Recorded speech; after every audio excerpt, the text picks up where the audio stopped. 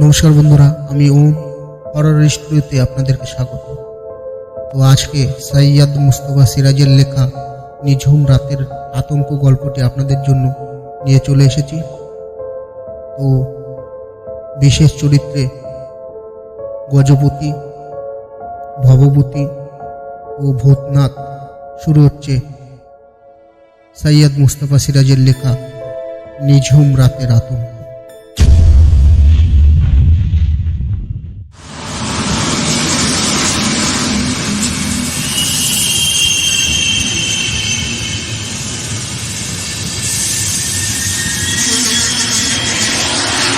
স্টেশনে ট্রেন থেকে নেমে একগাল হেসে গজপতি আঙ্গুল তুলে বললেন, ওই যে জঙ্গল মতো জায়গা দেখতে পাচ্ছ, ওখানেই সূর্য ডুবতে চলেছে, শিগগির পৌঁছতে হবে কিন্তু।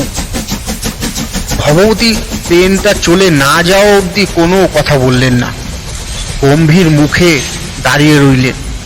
ঠোঁটের কোণায় সেই অবিশ্বাসের বাঁকা হাসিটা এখনো রেখে দিয়েছেন অবশ্য। ট্রেনটা দূরের বাঁকে গাছপালার আড়ালে মিশে গেলে তখন বললেন, একটুখানি চা পেলে ভালো হতো। চা? গজপতি হাসলেন। চারপাশে তাকিয়ে দেখো তো, এখানে চায়ের দোকান দূরের কথা, আমরা বাদে জনমানুষই আর দেখতে পাচ্ছ নাকি? ভবভূতি দেখলেন, তাই বটে। প্ল্যাটফর্ম খা খা, শুধু এই স্টেশন ঘর, তার মানে একটা টিনের গুমটি ঘরের মতো, তাছাড়া আর কোনো ঘর বাড়ি নেই। গাছপালা ঝোপ জঙ্গল নিঝুম হয়ে ঘিরে আছে স্টেশনটা, কেমন যেন থমথমে অস্বস্তিকর হাব ভাব। তারপর হঠাৎ চোখে পড়ল ঝোপের আড়ালে দুজন লোক হনহন করে চলে যাচ্ছে। অমনি ভবভূতি বলে উঠলেন, এই তো দুজন লোক। গজপতি তা দেখে নিয়ে বললেন, এই স্টেশনেরই লোক, স্টেশনের মাস্টার আর পয়েন্টসম্যান, কিন্তু ওরা পালাচ্ছে। পালাচ্ছে মানে? ভবভূতি অবাক। এই স্টেশনে থাকতে চায় না। গজপতি জানালেন, রেলের কোয়ার্টার পর্যন্ত এখানে তৈরি করা সম্ভব হয়নি, করেছে খানিকটা দূরে। ওরা এখন পালিয়ে সেই কোয়ার্টারে ঢুকবে, পরের ট্রেন আসার সময় হলে স্টেশনে আসবে, ফের পালাবে। অবিশ্বাসী ভবভূতি বললেন, তাহলে এই স্টেশন ঘরটা তৈরি হলো কিভাবে শুনি? সে অনেক হাঙ্গামা করে হয়েছিল, সাহেব ইঞ্জিনিয়াররা এসে বানিয়েছিলেন, ওরা খুব ডান পিটে ছিল বলেই পেরেছে। গজপতি পা বাড়িয়ে ফের বললেন, আর ট্রেনটা কেমন ঝটপট একটু দাঁড়িয়েই তক্ষুনি লেজ তুলে কেটে পড়লো, দেখলে না? তুমি ঠাওয়ার করলে দেখতে পেতে, ড্রাইভার, ফায়ারম্যান, গার্ড সাহেব, এমনকি যাত্রীরাও এই স্টেশনে এসে চোখ বুজে থাকে। ওই সিগন্যাল পেরোলে তখন চোখ খোলে। আমরা কিন্তু চোখ বুঝে নেই। ভবভূতি বাঁকা হাসিটা আর একটু লম্বা করে দিলেন। গজপতি বললেন, আমাদের ক্ষতি হওয়ার কারণ নেই বলেই চোখ খুলে রেখেছি, তুমি নিশ্চিন্তে থেকো। আমাদের গায়ে আঁচড় লাগা দূরে থাক, আমাদের উকি ঝুঁকি মেরে ওরা দেখতে সাহস পাবে না, কারণ এত বড় প্রজেক্টের চার্জে আমার ভাগ্নে ভূতনাথ আছে। ভূতনাথকে ওরা কি যে ভয় পায়। প্রজেক্ট অর্থাৎ বাংলায় যাকে বলে প্রকল্প। এই প্রকল্পের কথা শুনে ভবভূতি কলকাতায় গজপতির ড্রয়িং রুমে যতটা জোরে হেসেছিলেন, এখানে পৌঁছে ততটা পারলেন না। ফুক ফুক শব্দ হলো মাত্র। গজপতির পিছনে পিছনে রেল লাইন বরাবর এগোতে থাকলেন। সূর্য গাছপালার আড়ালে অস্ত যাচ্ছে। আশ্বিন মাস, ঘন সবুজ চেকনাই দেওয়া সেই সব গাছপালার গায়ে নীলচে কুয়াশা জমতে শুরু করেছে। পাখপাখালি তুমুল হল্লা করছে। ভবভূতি টের পেলেন কেমন যেন অস্বস্তি তাকে পেয়ে বসছে ক্রমশ। হলেও হতে পারে কিংবা থাকলেও থাকতে পারে, গাছের ভাবনা মগজে সুরসুর করে বেড়াচ্ছে। বারবার এদিক ওদিক দেখতে দেখতে যাচ্ছেন। এই প্রকল্পের কথা উঠেছিল সুন্দরবন ব্যাঘ্র প্রকল্পের কথায়। গতকাল সন্ধ্যায় জোর বৃষ্টি নেমেছিল, রাস্তায় 1 হাঁটু জল জমে গিয়েছিল, তার সঙ্গে লোডশেডিং। গজপতির ড্রয়িং রুমে মোমবাতির আলোয় বাঘ নিয়ে কথা হচ্ছিল। ভবভূতি যৌবনে দুর্দান্ত শিকারী ছিলেন, তাই ওর সব কথায় বাঘ আসবেই। ওর আফসোস, বাঘ মেরে বড় ভুল করেছেন এতকাল। এখন বাঘ বংশ দেশ থেকে লোপ পেতে বসেছে, তাই সুন্দরবনে বাঘ প্রকল্প করে সরকার একটা কাজের মতো কাজ করেছেন। বেচারীরা শান্তিতে ওখানে খেয়ে পড়ে বাঁচুক আর বংশবৃদ্ধি করুক। সেই কথার জের টেনে গজপতি বলেছিলেন, আর ভূত বংশের কথাটা ভাবো ভায়া, আজকাল আর তত ভূত কেউ দেখতে পায়? ভূতেরাও তো লোপ পেতে বসেছে, আমাদের ছেলেবেলায় দেখেছি। বাধা দিয়ে ভবভূতি বলেছিলেন, ভূত? তুমি ভূত বিশ্বাস করো? আলবাত করি। গজপতি দৃঢ়ভাবে জবাব দিয়েছিলেন। সেই তো বলতে যাচ্ছি। হাত তুলে ভবভূতি বলেছিলেন, শুনবো না, সব গুল, ভূত নেই। নেই? গজপতি ফুঁসে উঠেছিলেন। আলবাত আছে, চলো এক্ষুনি চলো, আছে না নেই টের পাইয়ে দিচ্ছি। কোথায় যাব শুনি? ভবভূতি হাসতে হাসতে বললেন, কোনো পোড়ো বাড়িতে নয়তো শ্মশানে। এই তো, আমি ওসব জায়গায় চষে ফেলেছি এক সময়, ভূতের টিকিটিও দেখিনি। গজপতি রেগে গিয়েছিলেন। ঠিক জায়গায় গেলে তো দেখবে, তাছাড়া বললুম তো, আজকাল আর ভূত নেই। আগে যেমন পাড়া গায়ে যখন তখন বাঘ দেখা যেত, এখন কি যায়? যায় না। আর তুমিই তো বললে বাঘ বংশ লোপ পাচ্ছে বলে সুন্দরবনে বাঘ প্রকল্প করা হয়েছে। হয়েছে বই কি, প্রকল্প না বলে বলো বাঘদের অভয়ারণ্য। ঠিক তাই বলতেই যাচ্ছিলাম তোমায়, শুনবে না, খালি গো ধরবে। রামচন্দ্রপুর নামে স্টেশন আছে, শুনেছ কখনো?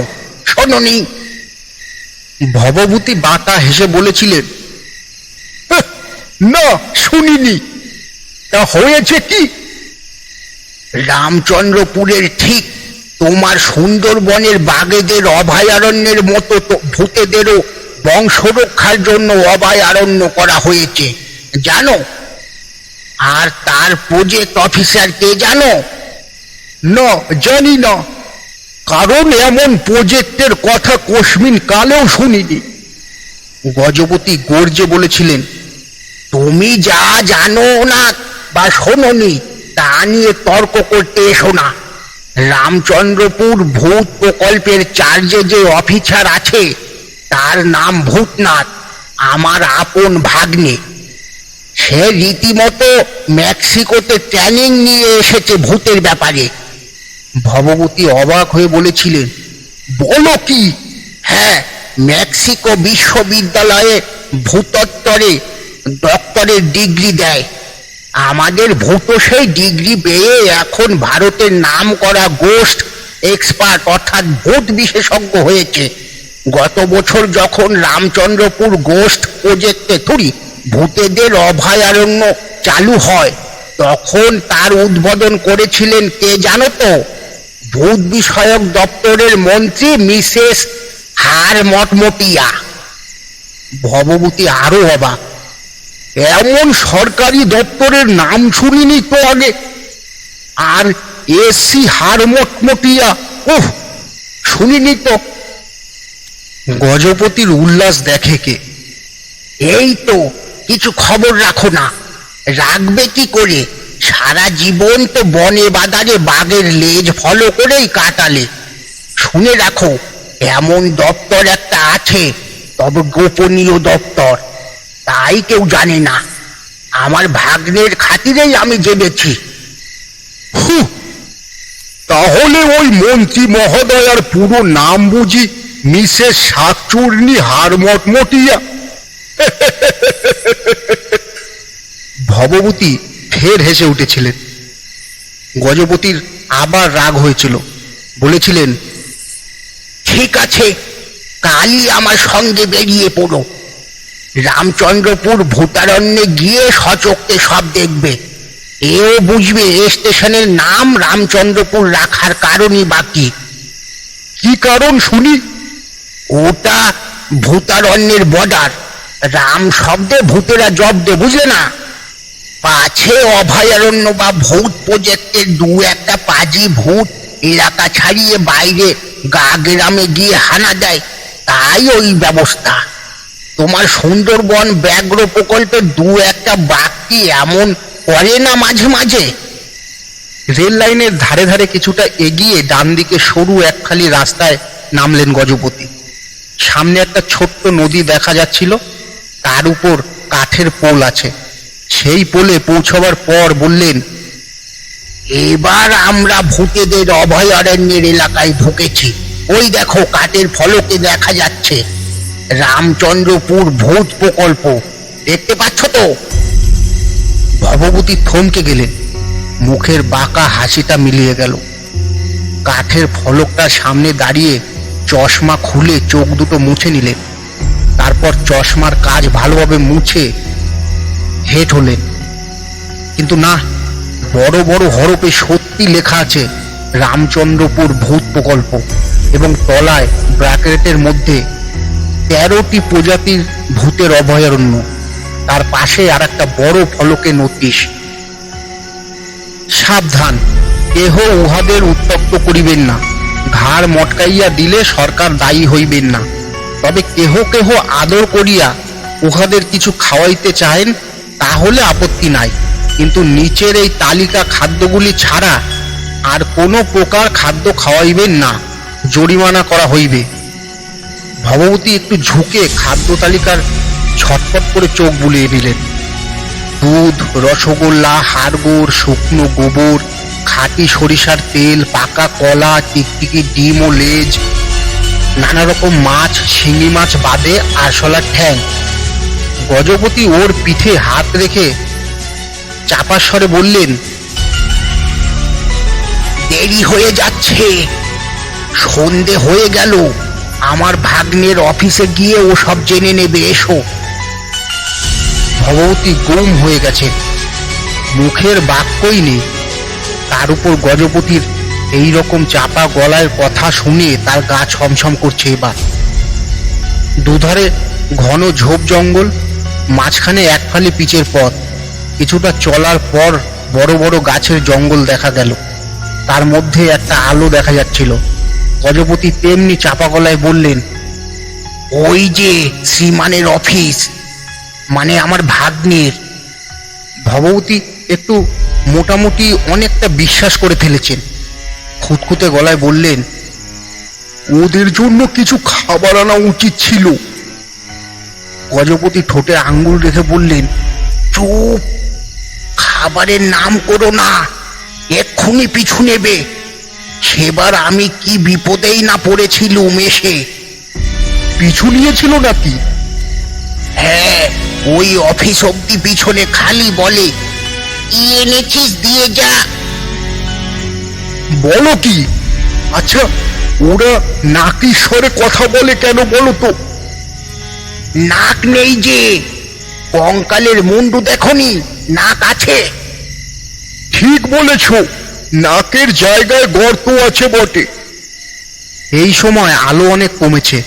ভবভূতি অস্বস্তিতে হাঁটছেন আর অনবরতে এদিক ওদিক চাইছেন। হঠাৎ তার মনে হলো সামনে বাঁদিকে একটা গাছের প্রকাণ্ড মরা ও শুকনো ডালের কালো রঙের এক দেখতে কতকটা হনুমানের মতো কি যেন বসে আছে। তারপর সেই অদ্ভুত প্রাণীটা বার কতক আপন খেয়ালে উল্লুকের মতো শুকনো ডালটা ধরে চরকা ঘোড়ার মতো ঘুরল। ভবভূতি শিউরে উঠে বললেন, ওটা কি? গজপতি দেখেই চাপার স্বরে বললেন, বলো রাম রাম রাম রাম রাম রাম রাম। ভবভূতি আওড়াতে শুরু করলেন, রাম রাম রাম রাম রাম। সাবধানে পা টিপে টিপে জায়গাটা পেরিয়ে গিয়ে গজপতি জানালেন, এই প্রজাতির নাম গেছে। এরা গাছে থাকে। এদের বড় বদ অভ্যাস, টুপটাপ করে ঢিল ছোড়ে। মাথা ন্যাড়া দেখলে তো আর রক্ষে নেই। রাস্তাটা ডাইনে ঘুরছে এবার। সামনেই গেট দেখা যাচ্ছে, তার ওপাশে বাংলোমূর্ত একটা বাড়ি। গেটের কাছাকাছি যেতেই ভবভূতি দেখলেন আচমকা কি একটা ঢ্যাঙা লিকলিকে মূর্তি শটান ঝোপ ঠেলে রাস্তায় এলো এবং তাদের সামনে একটু তফাতে দাঁড়িয়ে গেল। ভবভূতি ফিস ফিস করে উঠলেন, গোসু, ওটা কি? গজপতি দাঁড়িয়ে গেছেন, তেমনি ফিসফিসিয়ে বললেন, এই সেরেছে। কিছু খাবার আনা উচিত ছিল। অন্তত একটুখানি শুকনো গোবর আনা দরকার ছিল। মুখের কথা মুখেই থাকলো গজপতির। সেই মুহূর্তেই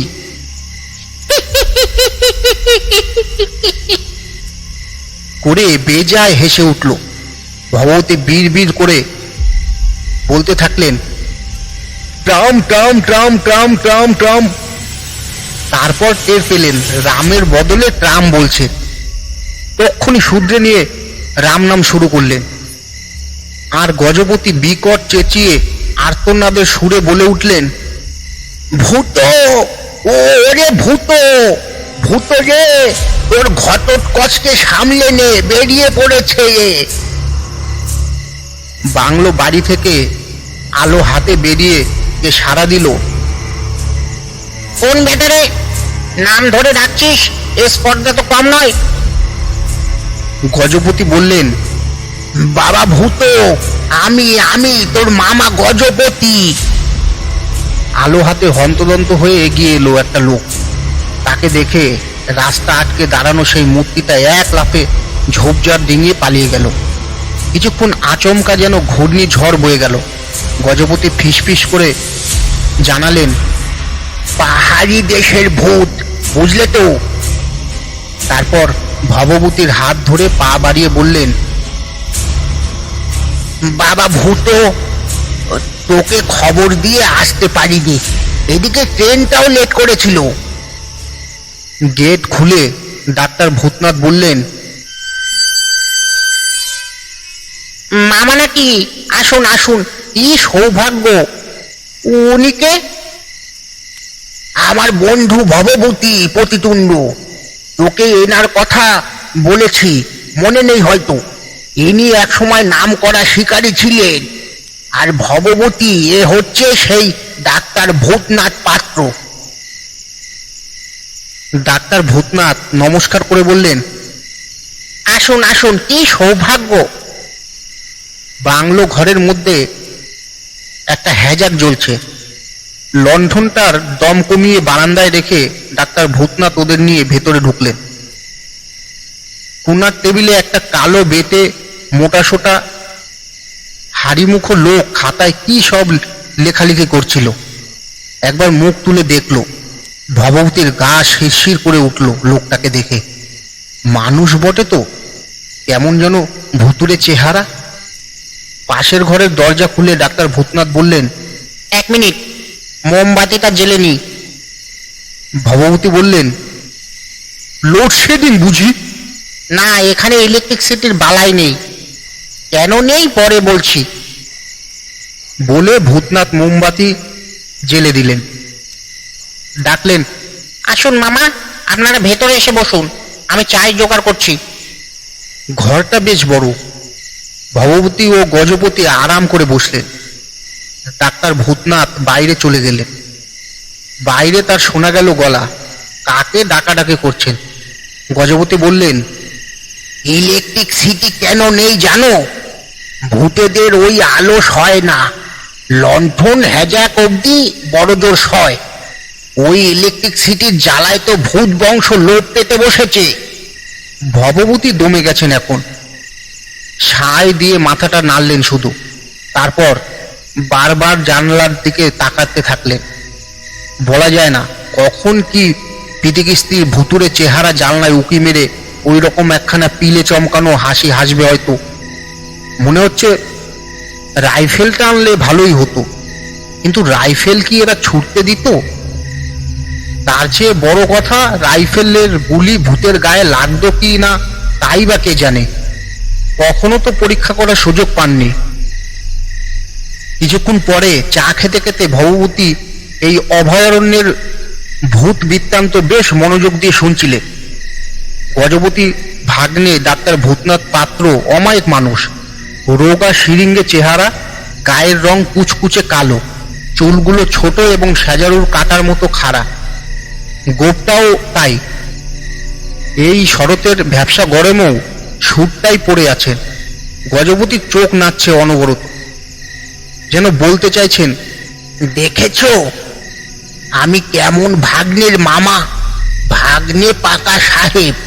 ডাক্তার ভূতনাথ বলছিলেন, আপনি তো শিকারী মিস্টার প্রতিদ্বন্দ্ব, আপনি ব্যাপারটা বুঝলেও বুঝতে পারবেন।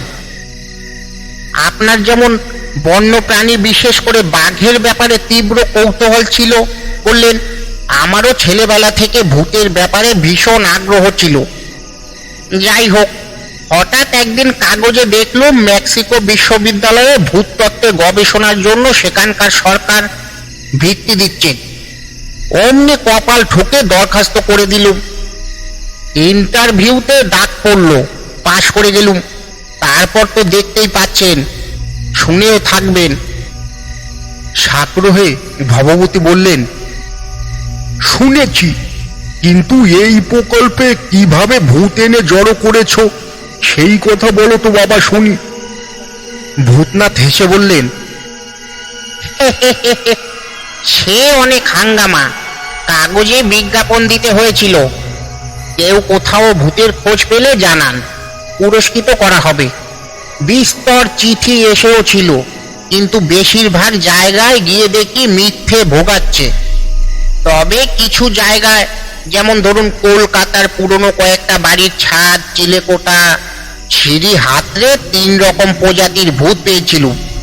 এরা সবাই কিন্তু মানুষ ভূত। কেউ আত্মহত্যা করে ভূত হয়েছে, কেউ দুর্ঘটনায় মারা গেছে, কেউ হয়তো খুন হয়েছে। গজপতি বললেন, ভালো ভাবে না বোঝালে ভবভূতি বুঝতে পারবে না। তাহলে শুনুন, ভূত জাতি মূলত 3টি উপজাতিতে বিভক্ত। মানুষ ভূত, অর্থাৎ যাকে বলা হয় প্রেত, আর প্রকৃত ভূত, যারা মানুষ বা কোনো জন্তুর অশরীরী আত্মা নয়, স্রেফ ভূত। তৃতীয় উপজাতি হচ্ছে প্রাণীর ভূত, অর্থাৎ মানুষ বাদে অন্য না প্রাণী মরে যে ভূতের জন্ম। যেমন ধরো গরু মরে যে ভূত হয়েছে, তার নাম গোদানু। ভবভূতি আরো কৌতূহলী হয়ে বললেন, সব রকম ভূতই তো এখানে রয়েছে। ভূতনাথ বললেন, তবে সব সময় দেখা পাওয়া মুশকিল। আপনি তো সুন্দরবনের অভয়ারণ্যে গেছেন, কবার বাঘ দেখতে পেয়েছেন বলুন তো? ভবভূতি সাই দিয়ে বললেন, আমি শিকারী, ও কি নতুন কথা আমার কাছে? শুনুন, গ্রাম অঞ্চলে কিভাবে ভূত খুঁজে এনেছি। গ্রামে খবরের কাগজ কজনই বা পড়ে, তাই ঢেরা পিটিয়ে জানিয়ে দেওয়া হয়েছিল। তার ফলে অসংখ্য জায়গা থেকে নানা রকম ভূতের খোঁজ পাওয়া গেল। যেমন ধরুন বীরভূমের একটা দিঘির এক কোনায় শাকচুন্নির খোঁজ পেলুম, তখনই বেরিয়ে পড়লুম। কিন্তু ওদের ধরলে কিভাবে? ভূতনাথ একটু হেসে বললেন, খুবই সোজা, খুবই সোজা। শুধু জানতে হয় কোন প্রজাতির ভূতের খাদ্য কি, ব্যাস। বীরভূমের সেই শাকচুন্নির আড্ডায় এক রাত্রি গিয়ে বসে রইলাম। ওর প্রধান খাদ্য মাছ। মাছ দেখে তক্ষুনি ওর নোলায় জল ঝরতে লাগলো।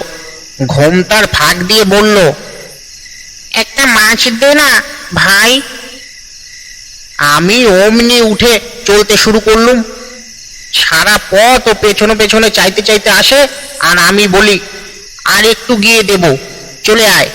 ব্যাস, এই করে এখানে নিয়ে এলুম। এখানে পুকুর বানিয়ে অঢেল মাছ ছেড়েছি। শাকচুন্নিরা ছড়িয়ে ছিটিয়ে যা খাওয়ার খাচ্ছে, বাকিটা আমরা কলকাতায় চালান দিচ্ছি। এই শুনে গজপতি মন্তব্য করলেন, সেই সব মাছই তো কলকাতার বাজারে বিক্রি হচ্ছে। স্বাদেই বোঝা যায় শাকচুন্নিরা একে ফেলে দেয়, তাই ওরকম, বুঝলে তো? ভবভূতি বললেন, আচ্ছা বাবা ভূতনাথ, দুধ, রসগোল্লা, পাকা কলা এসব সুখাদ্য কোন ভূতে খায়? ভূত নয়, ভূতেনি বলুন। এরা পেট উপজাতির অন্তর্গত, অর্থাৎ কোনো পেটুক মেয়ে মরে ভূত হয়েছে। যেই কথাটা বলা অমনি জানলার বাইরে থেকে খ্যানখ্যানে গলায় কে বলে উঠল,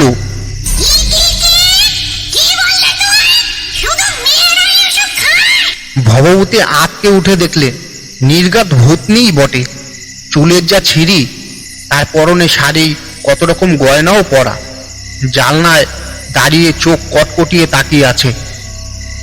ভূতনাথ ধমক দিয়ে বললেন, পেচোর মা, এখন চলে যাও তো এখান থেকে, আমরা কথা বলছি, দেখছো না? কিছু বলার থাকলে পরে এসো, না হয় দরখাস্ত করো। ভূতিনী জিভ বের করে কেন কে জানে ভবভূতির দিকেই ভেঙচি কেটে সরে গেল। গজপতি খিলখিল করে হেসে বললেন, পেচোর মা সেবার আমাকে বাগবাজারের রসগোল্লা আনতে বলেছিল, ভুলে গেছি নিজেই। পেছুর মানে? ভবভূতি জিজ্ঞাসা করলেন। জবাবটা দিলেন ডাক্তার ভূতনাথ। ওর ছেলে পেচো যে ভূত, তার মানে পেট, ট্রেনে চাপা পড়ে মারা গেছে।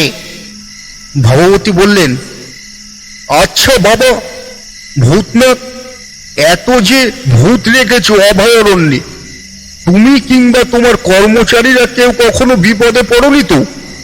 ভূতনাথ বললেন, না, বুঝতে পারছেন না?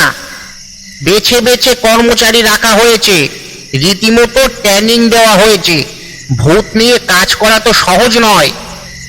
এই সময় ভবভূতির মনে হলো তার পাঞ্জাবির পকেটে কি যেন ঢুকেছে। ঘুরেই আঁতকে উঠলেন। হ্যাঁ, চেয়ারের পেছনে ঘাপটি মেরে বসে আছে একটা বছর 9-10 বয়সের ছেলে। কিন্তু সত্যি কি ছেলে? তার পকেটে একটা কালো কুচকুচে লিখলিখে হাত ঢুকিয়ে হাত রাখছে। ভবভূতি কাঁপতে কাঁপতে বললেন, কে কে কে কে? ভূতনাথ ধমকে দিলেন, এই পেচো, কি হচ্ছে? শ্রীমান পেছো বলল, চকলেট খুঁজছি ভূত মামা। হাত বের কর বলছি, বের করে নে হাত। ভূতনাথ উঠে দাঁড়ালেন। ছি, ওই নোংরা হাত তুই কোন আক্কেলে পকেটে ঢোকালি? মুখে চাইলেই তো পারতিস। পেঁচো হি হি করে হেসে হাত বের করে নিল। তারপর চেয়ারের পেছন থেকে উঠে দাঁড়িয়ে ভবভূতির গলায় 2 হাত আঁকড়ে আবদার গলায় বলল, একটা চকলেট দাও না দাদু। সেই সঙ্গে বেজয় রকম কাতুকুতুও দিতে থাকলো। কি প্রচন্ড ঠান্ডা হাত! ভবভূতির দম আটকে যাচ্ছে।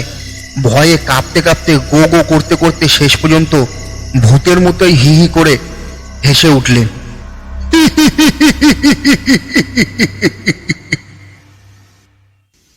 ভবভূতি ফ্যাল ফ্যাল করে তাকিয়ে রইলেন কিছুক্ষণ, তারপর উঠে বসলেন। দেখলেন নিজের ঘরে শুয়ে আছেন। ঘরে সকালের রোদ ঢুকেছে।